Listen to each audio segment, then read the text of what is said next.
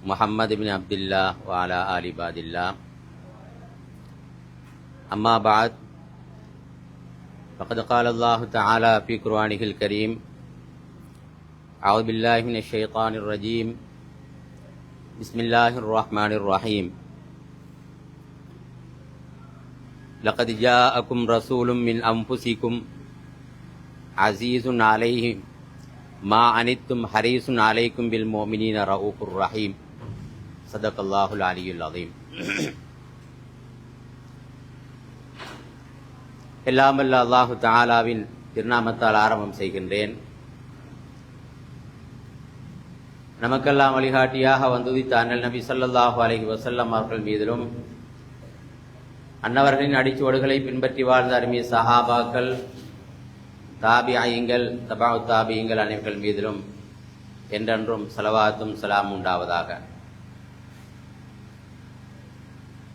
புனித ஜும்மாவின் கடமையை நிறைவேற்றுவதற்காக வேண்டி அல்லாஹு தஆலாவுடைய இல்லமாகிய பள்ளி வாயிலில் அல்லாஹுக்காக வேண்டி என்ற எண்ணத்தோடு அமர்ந்திருக்கக்கூடிய அல்லாஹு தஆலாவின் நல்லடியார்களே,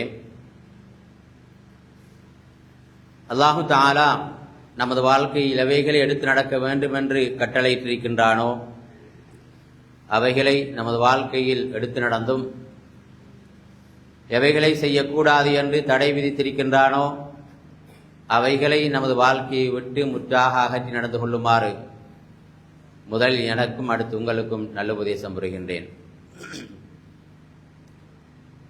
அல்லாஹு தஆலாவின் நல்லடியார்களே,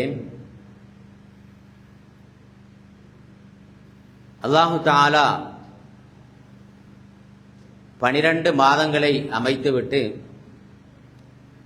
அந்த 12 மாதங்களிலும் பருவ காலங்களாக 4 காலங்களை அமைத்து வைத்திருக்கின்றான். அதுதான் கோடை காலம், மாரி காலம், இலையுதிர் காலம், வசந்த காலம் என்று இவ்வாறு 4 பருவ காலங்களை அமைத்து வைத்திருக்கின்றான். நாம் இதோ எடுத்து வைத்திருக்கக்கூடிய இந்த காலம் வசந்த காலம். ரபியுல் அவ்வல், ரபியுல் சானி என்று அந்த மாதங்களில் 2 மாதங்களை அல்லாஹு தஆலா ஆக்கியிருக்கின்றான். அது வசந்தத்தின் ஆரம்பம் என்றும் வசந்தத்தின் இறுதி என்றும் அவ்வாறு பேரிட்டு அந்த காலங்களை அவ்வாறு ஆக்கி தந்திருக்கின்றான். அல்லாஹு தஆலா விடையார்களே, இந்த ரபியுல் அவ்வல் மாதம் மிக சிறப்புக்குரிய ஒரு மாதமாக கருதப்படுகின்றது. காரணம், இந்த உலகத்துக்கெல்லாம், இந்த உலகத்திலே இருக்கக்கூடிய படைப்பின்கள் அத்தனையையும் விட மிக சிறப்பான ஒரு மனிதரை அல்லாஹ் இந்த உலகத்துக்கு அனுப்புவதற்காக தேர்ந்தெடுத்த மாதம் இந்த ரபியுல் அவ்வல் மாதம். அதனால் இந்த மாதம் மிக சிறப்புக்குரிய ஒரு மாதமாக கருதப்படுகின்றது. நன்றாக நமக்கு தெரியும், இலையுதிர் காலம் என்று சொல்லுகிற போது அந்த காலத்தில் மரத்தில் இருக்கக்கூடிய அதிகமான இலைகள் உதிர்ந்து கீழே கொட்டுப்பட்டு விடும். எந்த அளவுக்கு என்று சொன்னால், பட்ட மரத்தை போன்றும் அந்த மரங்கள் காட்சியளிக்கும். அது முடிந்து அடுத்ததாக வரக்கூடியதுதான் வசந்த காலம். அந்த வசந்த காலத்தில் பட்ட மரத்தை போன்று காட்சியளித்த அந்த மரங்கள், அந்த இலைகள் உதிராமல் அந்த மரத்தின் தளிர்கள் விட்டு துளிர்விட ஆரம்பித்துவிடும். இதுபோன்றுதான் இந்த உலகத்திலே வாழ்ந்த மனித சமுதாயம் தங்களுடைய உள்ளத்தில் எதுவுமே இல்லாமல் பட்ட மரத்தை போன்று காட்சியளித்தார்கள். எனவே அந்த பட்ட மரத்தை போன்று காட்சியளித்த அந்த மனிதர்களை மனித புனிதர்களாக, பசுமை நிறைந்தவர்களாக மாற்றுவதற்காக வேண்டி அல்லாஹ் நபி ஸல்லல்லாஹு அலைஹி வஸல்லம் அவர்களை இந்த உலகத்துக்கு அனுப்பி வைத்தான். அந்த காலம் அதுதான் ரபியுல் அவ்வல் மாதம். அல்லாஹு தஆலா அல்லாஹ் இந்த மனித சமுதாயத்துக்கு செய்த மிகப்பெரிய அருட்கொடை என்னவென்று சொன்னால், நபி ஸல்லல்லாஹு அலைஹி வஸல்லம் அவர்களுக்கு நபியாக அனுப்பி வைத்தானே, அந்த நபியாக அனுப்பி வைத்த அந்த நிலைமை இருக்கின்றதே, இதை விட ஒரு நியமத், மிகப்பெரிய ஒரு நியமத் வேறு எந்த நியமத்தையும் காட்ட முடியாது. அல்லாஹு தஆலா மனிதர்கள் தங்களை யார் என்று தெரியாத நிலைமையில் அந்த காலத்திலே வாழ்ந்து கொண்டிருந்தார்கள்.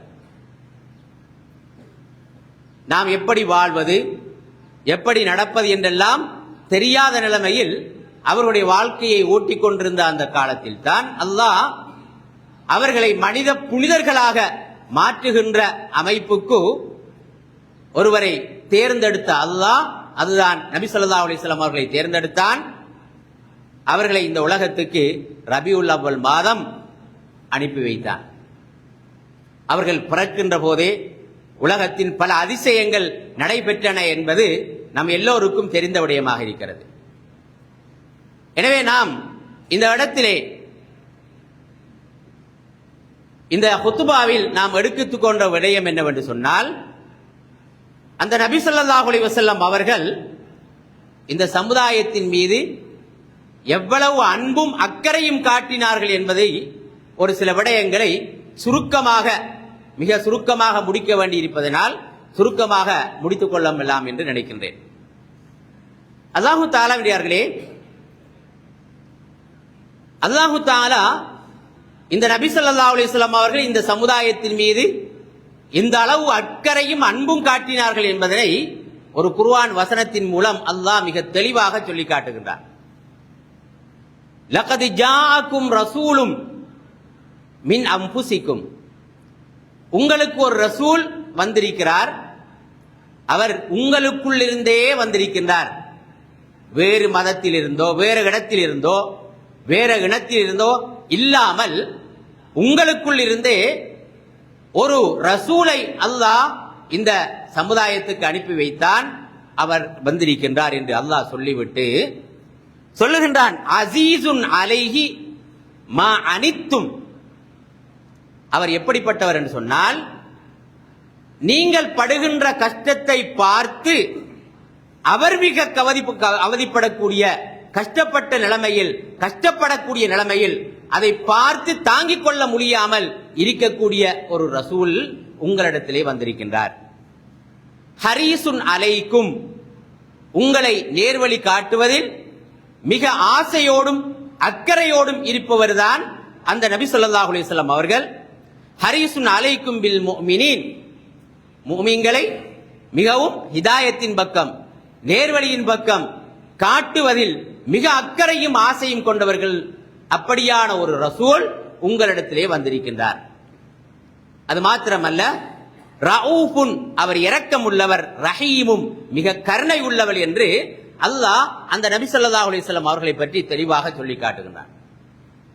இந்த ஒரு வசனமே போதும் நபி ஸல்லல்லாஹு அலைஹி வஸல்லம் அவர்கள் இந்த சமுதாயத்தின் மீது எந்த அளவு அக்கறையும் அன்பும் கொண்டிருந்தார்கள் என்பதற்கு இந்த ஒரு வசனமே போதுமானதாக இருக்கிறது. ஒரு இடத்திலே அல்லாஹு தஆலா நபியை பற்றி சொல்லுகிற போது சொல்லுகிறான், இந்த சமுதாயத்தினர் அவர்கள் நேர்வழி பெறாவிட்டால் உங்களையே நீங்கள் மாய்த்துக் கொள்வீர்களோ என்று அல்லாஹு தஆலா ஒரு இடத்திலே சொல்லுகின்றான். லஅல்லக பாகிஉன் நஃப்ஸக், உங்களையே நீங்கள் அழித்துக் கொள்ள பார்க்கிறீர்களே என்று அல்லாஹ் நபி ஸல்லல்லாஹு அலைஹி வஸல்லம் அவர்களை பார்த்து சொல்லி காட்டுகிறான். ஆகவே அவ்வளவு அக்கறை கொண்டவர்களும் அன்பு கொண்டவர்கள் தான் இவர்கள். சுயநலம் என்பது அவர்களிடத்தில் கிஞ்சித்தும் கிடையாது. ஒரு சொற்பமேனும் சுயநலம் என்பது கிடையாது. தன்னை விட அடுத்தவரை மிக மதித்து நடக்கக்கூடிய, அவர்த்தவருடைய விடயத்தில் மிக கரிசனை கொள்ளக்கூடிய ஒரு நபராகத்தான், நபியாகத்தான் அந்த நபி ஸல்லல்லாஹு அலைஹி வஸல்லம் அவர்கள் இருந்தார்கள். அதற்கு பல சான்றுகளை நாம் சொல்லி காட்ட முடியும். நபியுடைய அந்தஸ்து எப்படிப்பட்டது, அவர்களை பற்றி நாம் எப்படி புரிந்து கொள்ள வேண்டும், முதலாவது அது தெரிய வேண்டும். அவர்களுடைய அந்தஸ்தை பற்றி அல்லாஹ் சொல்லுகிற போது சொல்கிறான், ஒமா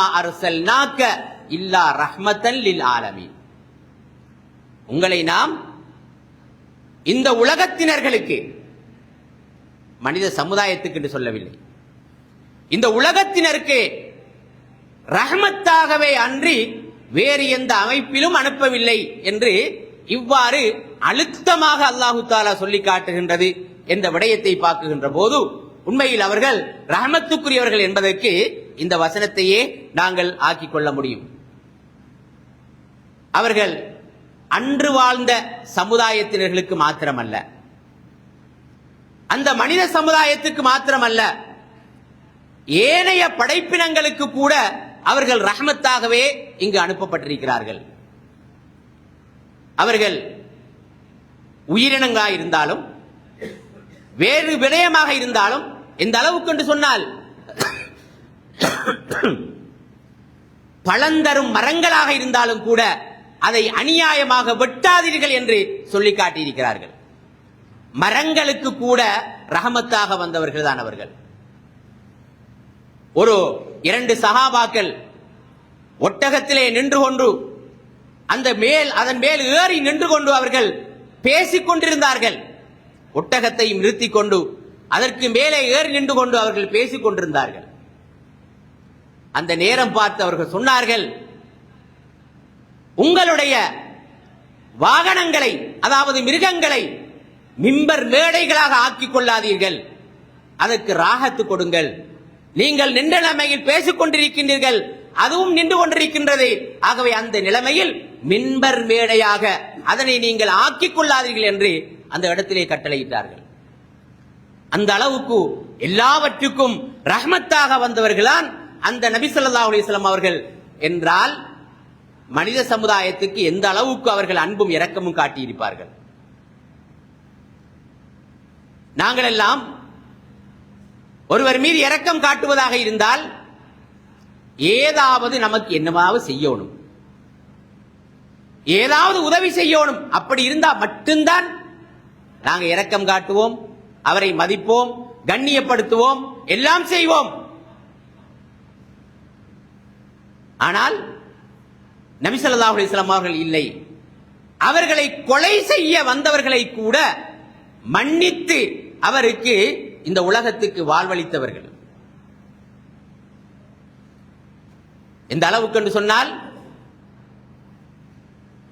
அவர்களை கொலை செய்வதற்கென்று, அதாவது பிரகடனம் செய்தும் கூட அங்கு மன்னிப்பு என்று கேட்க வருகின்ற போது அதற்கு மன்னிப்பு அளித்த நபி ஸல்லல்லாஹு அலைஹி வஸல்லம் அவர்கள் அவர்களை விட வேறு யார் விதிக்க மாட்டார்கள். மூசா அலைஹிஸ்ஸலாத்து வஸ்ஸலாம் அவர்களுடைய சபையில் அவர்களை பற்றி அவமானப்படுத்திய ஒரு பெண் அந்த நிலைமையில இருக்கின்ற போது அவர்கள் பொய்யண்டு சென்ன மாத்திரத்தில் பூமிக்கு கட்டளையிட்டார்கள். மூசா அலைஹிஸ்ஸலாத்து வஸ்ஸலாம் அவர்கள் பூமியை அவளை பிடித்துக்கொள் என்று சொல்லுகிற போது அந்த பூமி அப்படியே இழுத்தது. அவள் கதறுகின்றாள், அவ்வாறெல்லாம் சொல்லுகின்றாள். இருந்தாலும் விட வேண்டாம், இன்னும் இழுத்துக்கொள் என்று அவ்வாறு இழுக்கப்பட்டு அந்த பெண்மணி வேதனை செய்யப்பட்டார். ஆனால் நபி ஸல்லல்லாஹு அலைஹி வஸல்லம் அவர்கள் அவர்களை கொலை செய்த வந்தவர்களை கூட மன்னித்து அவர்களுக்கு இந்த உலகத்தில் வாழ்வளித்தவர்கள். வஹ்ஷி எந்த அளவுக்கு என்று சொன்னால், அவருடைய சாச்சாவை கண்டம் துண்டமாக வெட்டியவர், அவருக்கு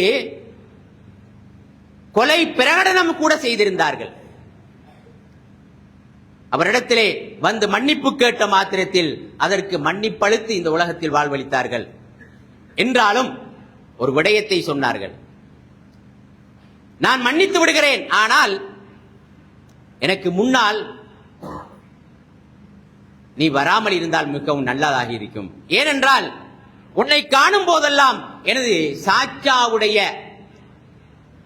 அந்த தெரிய தந்தையினுடைய நினைவு வருகின்றது, அதற்காக நீ மறைந்திருந்தால் போதும் என்ற அளவுக்கு நபி ஸல்லல்லாஹு அலைஹி வஸல்லம் அவர்கள் சொன்னார்கள். என்றால் அது எந்த அளவுக்கு வெறுப்பாக மிகவும் கவலையோடு ஆழ்த்தக்கூடிய விடயமாக இருக்கின்றது என்பதை புரிந்து கொள்ள முடியும். இருந்தாலும் மன்னிப்பு வழங்கினார்கள். இவ்வாறு அக்கறை காட்டிய, அதே போன்று அன்பு காட்டிய நபி ஸல்லல்லாஹு அலைஹி வஸல்லம் அவர்கள் தான் அவர்களை பற்றி அல்லாஹ் சொல்கிறான், இந்த உலகத்துக்கு அருட்கொடையாக அவர்கள் அனுப்பப்பட்டவர்கள். இந்த நபி அவர்களை எப்படி மதிக்க வேண்டும் என்று அல்லாஹ்வே சொல்லி காட்டுகின்றான். மூமின்களுக்கு இந்த நபி எப்படி இருப்பார் தெரியுமா? அந்நபியு அவுலா பில் முஃமினீன மின் அன்புசிஹிம். இந்த மூமின்களுக்கு இந்த நபி தன்னுடைய உயிரை விட வேலாக இருப்பார்கள். மூமின்கள் நபியை அப்படித்தான் மதிக்க வேண்டும். தன்னுடைய உயிரை விட மதிப்பு அளிக்க வேண்டிய பொறுப்பு அந்த மூமின்களுக்கு இருக்கின்றது. அவ்வாறு நம்பினால்தான், அவ்வாறு அவர்கள் மீது இரக்கம் கொண்டால்தான், அவர்கள் மீது கருணை கொண்டால்தான் உண்மையான முஃமினாக ஆகுவார். ஒரு ஹதீஸ்ல சொன்னார்கள் நபி ஸல்லல்லாஹு அலைஹி வஸல்லம் அவர்கள், உங்களில் எவரும் முஃமினாக ஆகிவிட முடியாது ஹத்தா அகூன அஹப்ப இலைஹி மின் வாலிதிஹி வ வலதிஹி வன்னாசி அஜ்மஈன்.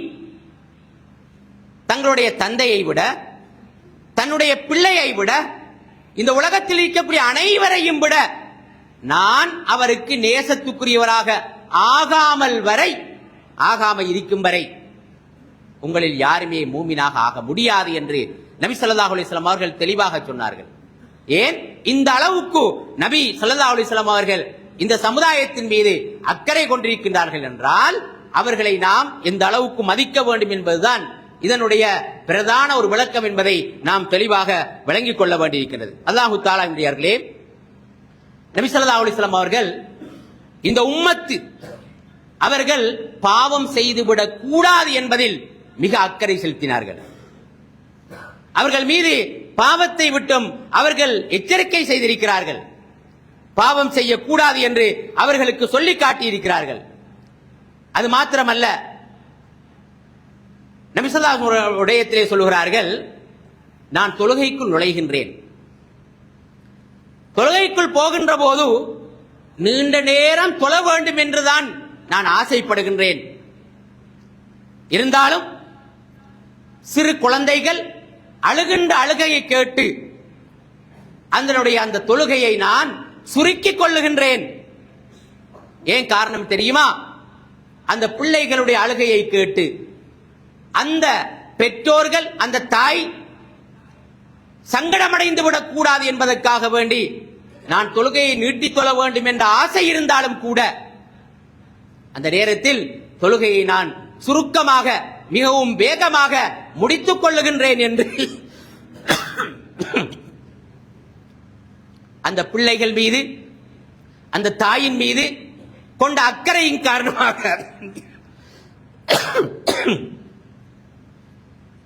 அன்பின் காரணமாக அந்த அளவுக்கு அந்த தொழுகையை சுருக்கிக் கொள்கின்றார்கள் என்றால் எந்த அளவுக்கு அவர்கள் விடயத்தை கையாண்டிருக்கிறார்கள் என்று பார்க்க முடியும்.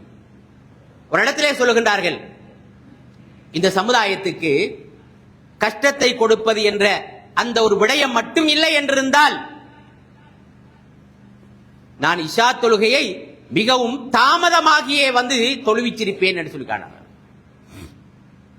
இந்த அளவுக்கு என்று சொன்னால் இரவின் 1/3 கடந்ததற்கு பின்னால் அல்லது இரவின் அரை பகுதி கடந்ததற்கு பின்னால் கூட நான் இஷா தொழுகையை தொழ வந்திருக்க முடியும். இருந்தாலும் அந்த சமுதாயத்தின் மீது நான் சங்கடத்தை ஏற்படுத்திவிடக் கூடாது என்பதற்காக உரிய நேரத்துக்கு அந்த உரிய நேரத்தோடு வந்து தொழுவித்து விடுகின்றேன் என்று கூட ஒரு விடயத்திலே, ஒரு ஹதீஸிலே சொல்லி காட்டியிருக்கிறார்கள். 1/3 என்றால் கிட்டத்தட்ட 11 மணிக்கு பின்னால், அரை நேரம் என்று சொல்லுகிற போது 1 மணி என்றுக்கு பின்னால் வந்து தொழுவித்திருக்க முடியும் என்று கூட அந்த இடத்திலே சொன்னார்கள். இருந்தாலும் அந்த அளவுக்கு நான் தாமதிக்கவில்லை. ஏன்? இந்த சமுதாயத்தின் மீது கொண்ட அக்கறை, அவர்களை நாம் கஷ்டப்படுத்திவிடக் கூடாது என்ற எண்ணம் அவர்களுக்கு இருந்தது. அதனால் இந்த அளவுக்கு அக்கறை கொண்டவர்களாக இருந்தார்கள். ஆகவே அல்லாஹு தஆலாவின் அடியார்களே, இந்த விடயம் சம்பந்தமாக பேசுவதாக இருந்தால் நீண்ட நேரம் பேசக்கூடிய ஒரு வாய்ப்பு இருக்கின்றது. இருந்தாலும் அதாவது பரீட்சை நடந்து கொண்டிருக்கக்கூடிய காலம் என்பதனால் ஜும்மாவை சுருக்க வேண்டும் என்ற கேட்டுக்கொண்டதற்கு இணங்க இந்த ஒரு விடயத்தை நாங்கள் மனதில் கொண்டு அந்த நபி ஸல்லல்லாஹு அலைஹி வஸல்லம் அவருடைய அன்பும் அக்கறையும் காட்டுகின்ற அந்த விடயத்தை கண்டு நாம் அவர்கள் மீது அன்பு செலுத்த வேண்டும்.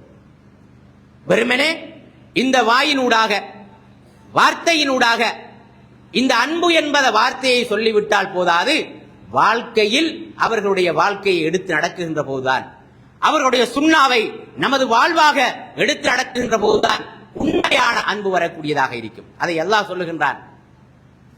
உண்மையான நேசம் என்ன தெரியுமா? நபியை நீங்கள் சொல்லுங்கள் இந்த சமுதாயத்துக்கு. குல், நபியே நீங்கள் சொல்லுங்கள் இந்த சமுதாயத்துக்கு, இன் குந்தும் துஹிப்பூன் அல்லாஹ, நீங்கள் அல்லாஹ்வை விரும்ப வேண்டுமா? அப்படி விரும்புவதாக இருந்தால் நபியை விரும்ப வேண்டும் என்ற வார்த்தை சொல்லாமல் அல்லாஹ் அங்கு வேற விதமா சொல்லுகின்றான். ஃபத்தபிஊனி, என்னை பின்பற்றுங்கள் என்று நீங்கள் சொல்லுங்கள். நபியை வெறுமனே வார்த்தையால் நீங்கள் விரும்பிவிட்டேன் என்று சொல்லாமல் வாழ்க்கையால் விரும்பிவிட்டேன் என்று சொல்லுங்கள் என்று அல்லாஹ் இந்த இடத்திலே சொல்லி காட்டுகின்றான்.